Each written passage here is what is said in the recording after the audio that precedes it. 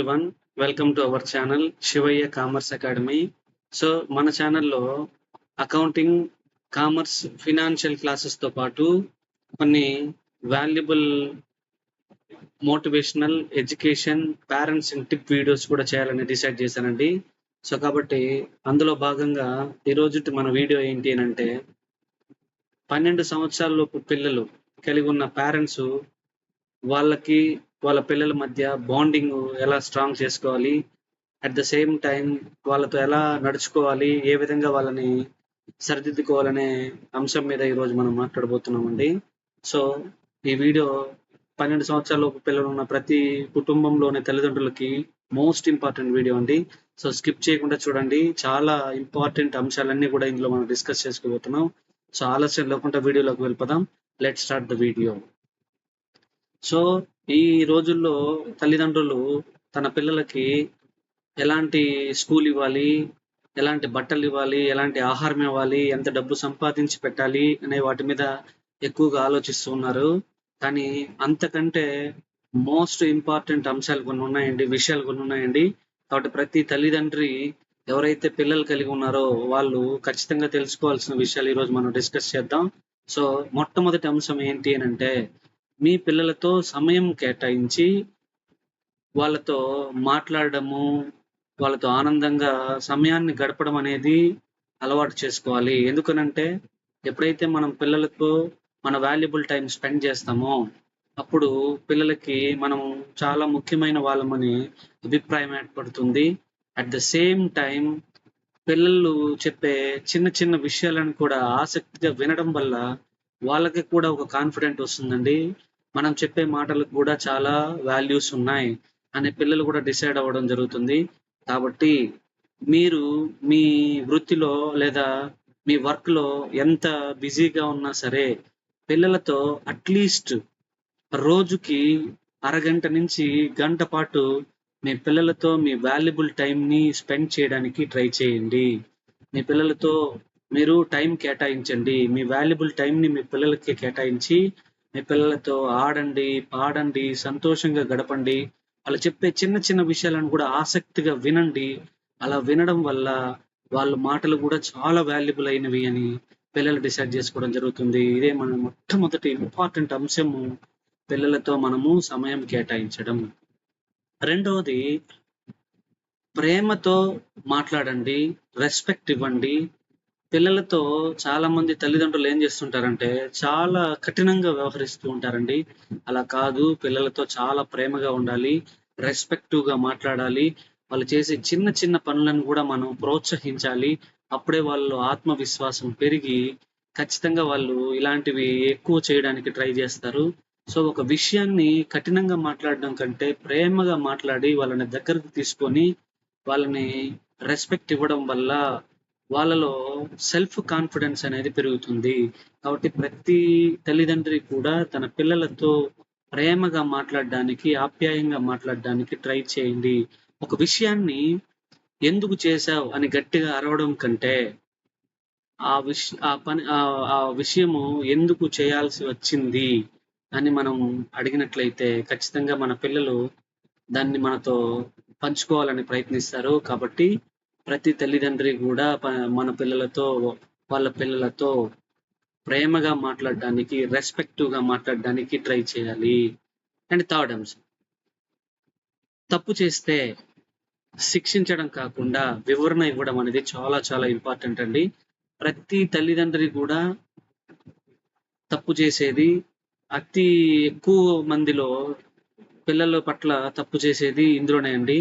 ఎందుకనంటే పిల్లలు సహజ లక్షణం ఏంటి అని అంటే పిల్లలు అల్లరి చేస్తూ ఉంటారండి. అలా అల్లరి చేస్తున్నారంటే వాళ్ళు ఆరోగ్యంగా, మానసికంగా ఎలాంటి ఒత్తిడి లేకుండా ఉన్నారు అని అర్థము. కాబట్టి దాన్ని ముందు మీరు అర్థం చేసుకొని, ఒకవేళ వాళ్ళు తప్పు చేస్తే ఆ తప్పుని సరిదిద్దడం చేయాలి తల్లిదండ్రులు. ఆ తప్పుకి సరైన వివరణ, లోటుపాట్లు చెప్పినట్లయితే ఆ తప్పును మళ్ళీ వాళ్ళు రిపీట్ చేయకుండా కంట్రోల్ చేసుకోవడం అనేది జరుగుతుంది. కాబట్టి మీ పిల్లలు ఏదైనా తప్పు చేస్తే ఆ తప్పుకి తగిన శిక్ష వేయకుండా, కఠినంగా వ్యవహరించకుండా ఆ తప్పుని వివరించండి. అలా వివరించినట్లయితే ఖచ్చితంగా వాళ్ళలో మార్పనేది వస్తుంది. నెక్స్ట్ అంశం ఏంటంటే ప్రోత్సహించండి. చిన్న చిన్న విషయాలను కూడా ప్రోత్సహించండి. "అరే! నువ్వు చాలా బాగా చేశావు.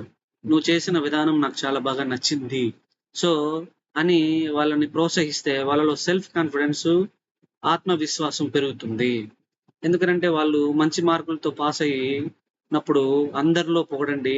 అదే విధంగా వాళ్ళు ఒకవేళ తప్పు చేస్తే ఒంటరిగా పిలిచి మాట్లాడండి.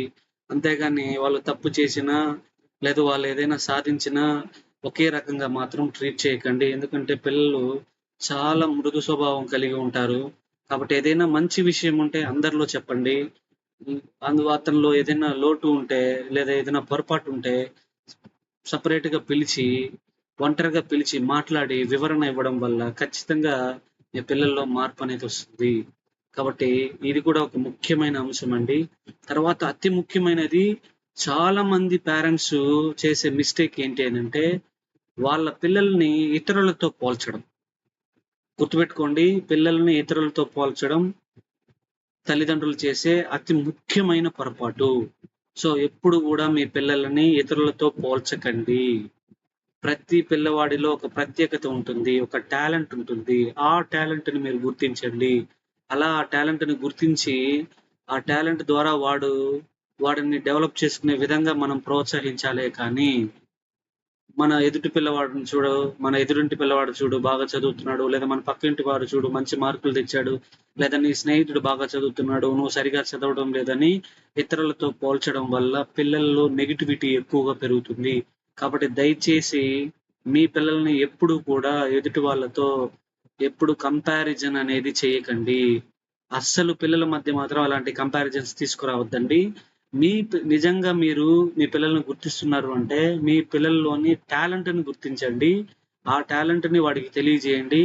దాని ద్వారా వాడు డెవలప్ అవ్వడానికి ట్రై చేస్తాడు. కాబట్టి పిల్లల్లో ఎప్పుడూ కూడా పోల్చడాలనేటివి చేయకండి. ఇది చాలా మంది తల్లిదండ్రులు చేసే బ్లండర్ మిస్టేక్ అండి. కాబట్టి దయచేసి అలాంటి మిస్టేక్ మీరు చేయొద్దు. మీ పిల్లల్ని ఎవరితో పోల్చొద్దు. వాళ్ళలోని టాలెంట్‌ని ప్రోత్సహించండి. ఆత్మవిశ్వాసాన్ని పెంచండి. ఆటోమేటిక్‌గా మీ పిల్లల్లో మార్పనేది వస్తుంది. అదే విధంగా మీ పిల్లలు మీ ప్రవర్తన చూసి పెరుగుతుంటారండి. ఎందుకనంటే పిల్లలకి మొదటి స్కూల్ అయినా, మొదటి టీచర్ అయినా తల్లిదండ్రులే అవుతారు. కాబట్టి ఇంట్లో కుటుంబ సభ్యులతో గౌరవంగా ఉండాలి. అట్ ద సేమ్ టైమ్ ఇతరులతో, బంధువులతో మాట్లాడేటప్పుడు చాలా రెస్పెక్ట్‌గా మాట్లాడాలి. ఎందుకనంటే మీరిచ్చే వాయిస్ కంటే మీరు చేసే ప్రవర్తననే పిల్లలు ఎక్కువగా గమనిస్తూ ఉంటారు. పిల్లలున్నప్పుడు గూడా కుటుంబ సభ్యుల్లో ఏవైనా కలహాలున్నప్పుడు లేదంటే కొన్ని రకాల గొడవలున్నప్పుడు పిల్లల మధ్య అలాంటివి రాకుండా చూసుకోవడానికి ప్రయత్నించండి.